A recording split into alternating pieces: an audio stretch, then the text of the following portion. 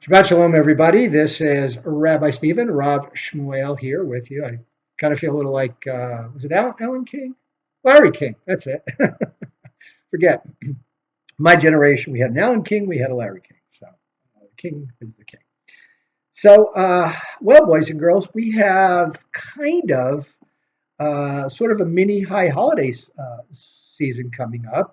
We have Passover coming up, and we have some a little bit more extensive services. I don't want to scare you off by saying that they're a little bit longer, but in fact, they are.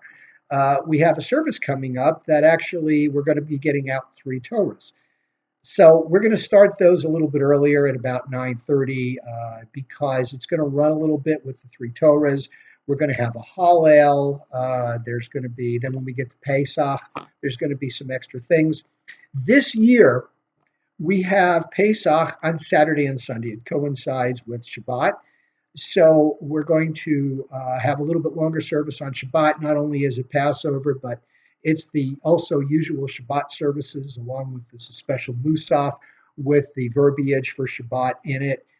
There's also going to be a couple of special prayers. We're going to be going from who makes in the second blessing of the Amidah, from who makes the wind to blow and the rain to fall to who makes the dew, or doesn't. Actually, we take that out. Some Orthodox have a couple of words in there, but we don't. But there's a special blessing that we do at the beginning of Musaf. It takes the place of the first half a page of Musaf. It's called Tefillah Hatal, the prayer of the dew. And then a week later, when we have the eighth day of Passover, which will also coincide with Shabbat, we'll have Yizkor. So we have a little bit longer services, so I thought it might be efficacious to start at 9:30. So we're not there. When we get done with the service, it's going to be time for Havdalah, right? So I thought it might work out. So three Torahs, yes. This next week, we're going to have Shabbat HaChodesh, which is the Sabbath of the new moon. And it is the Shabbat that comes before, in this case, coincides with the new month of Nisan, the month of Aviv, as it's referred to in the Torah, the month of spring. And it coincides with an actual Rosh Chodesh. So we have a special seventh Aliyah, which is Shabbat HaChodesh. And then we have, now I believe we have the new moon. And then for the Maftir, we have Shabbat HaChodesh, the more frequent event taking precedent over the more infrequent event. So the monthly taking precedent over the yearly. So we'll have three Torahs, which I'm thinking about this, and I know I've said that we have three Torah during Hanukkah when we have that Shabbat on Hanukkah, which typically coincides with the new month there. This is another time. Doesn't happen a lot, whereas the three Torahs for Hanukkah happens a lot more often. I believe it's something like 4 years out of 5, whereas this might be 1 year out of 6 or 5 or something like that. So it's going to be a little bit longer, but we'll move it along. We'll go a little bit shorter on Pesukei de Zimra, but just want to let you know and also to educate you a little bit.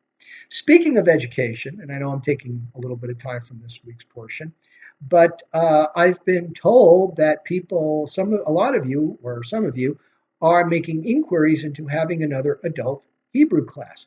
And you'd like to focus on the prayers. So I'm thinking what we can do is we'll look at a good time and we will do reading Hebrew, the Hebrew that you've learned, along with the prayers. And maybe we'll start with Friday and just work our way through the service. Then we'll go to Saturday, work our way through the service. Everybody take turns reading. And it's interesting. It's good because when we get to the Psalms, I personally have always felt that reading the Hebrew of the Psalms is a little bit more challenging because it's a little bit more poetic.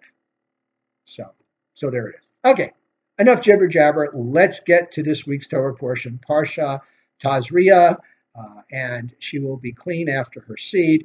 This portion starts out with the purification of a woman that just gives birth. And when a woman gives birth to a man, she's impure for 8 days. Then she has to go through a semi-impurity for the next 30 days or 33 days or so.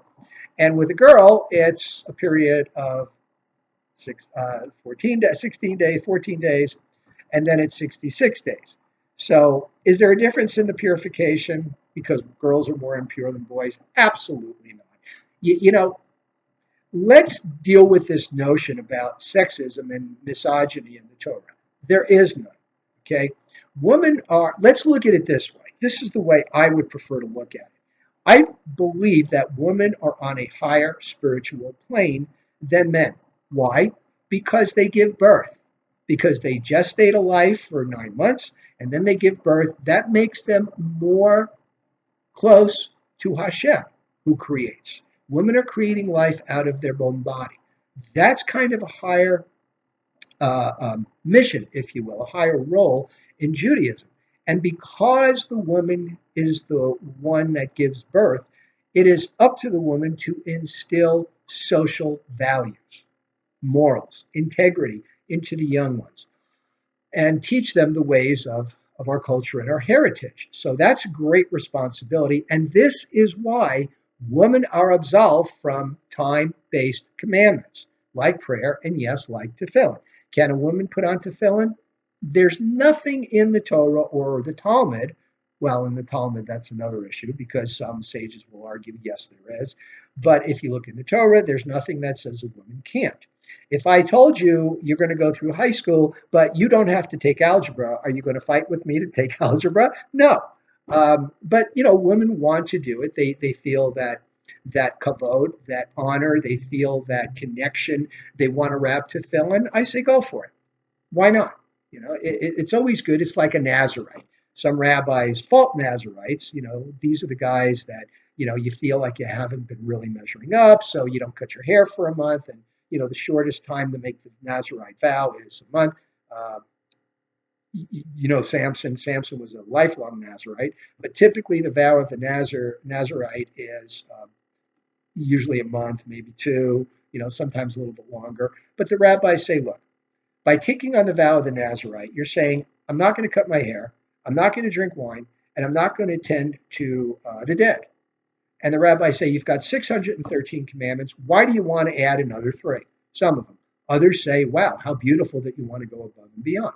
So I believe it's the same thing with this idea of women getting involved in prayers, being rabbis, cantors, putting on tefillin, etc. So the other part of this has to do with purification of blotches. All blotches all the time. And typically Tazria and Metzora, which is the next portion, are done together when it is not a leap year. And what this discusses are the blotches that people get on their skin for whatever reason. What is the reason? Okay. Some people say tsaras, and I believe this is the basis of the Yiddish word tsuris. You're giving me a lot of tsuris. So tsarit is a skin disease that Dr. Rabbi Hertz in the Sansino Chumash and some other Chumashim connect with the illness of leprosy. It is not leprosy. Leprosy is a death sentence. This is not. Somebody leaves the camp for 7 days. The blotches, the priest goes out, looks at them. The blotches are gone. Okay, stay out here another 7 days just to make sure. Then clean yourself, clean your clothes. A sin offering and a burnt offering, yes, in that order. Usually it's not, but it is in that order. And you can come back to the camp. So why do people get this? Okay, Saras. Okay, Motzi Hashem Hara. Trying to remember if that Motzi Shem Ra. I think that's the term. I'll look it up.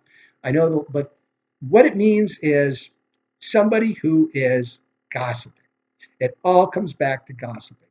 And it's interesting because last portion, we got introduced to the specifics of kashrut. Now we're talking about what happens if you gossip.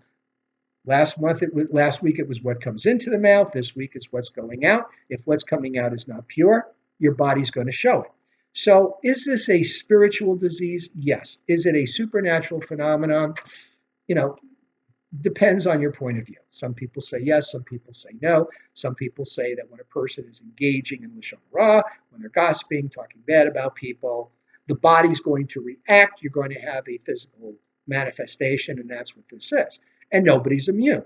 Moses, right, when God first approached him, Put your hand in your blouse, take it out. It was all full of blotches. Put it back in. It was clean. Aaron and Miriam got sorry. So nobody is immune. That's the lesson here, folks. Watch what you say. Be very careful. The mouth is a very important organ. It connects us to each other. Some people say that the idea of a someone who someone who has this disease, has to go around going sorry, and announce to people. In other words, they're saying, don't talk to me, don't communicate with me.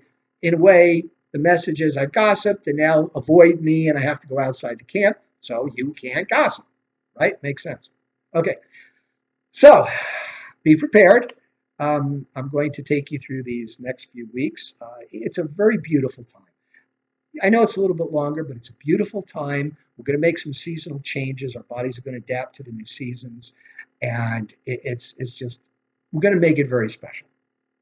We are going to be doing our second Seder online virtually. Some people are very still concerned about the COVID illness that's going out there. To have an in-house Seder would maybe expose people unnecessarily, so we're going to do it virtual. But there will be services Saturday and Sunday morning. See you then. Shabbat Shalom.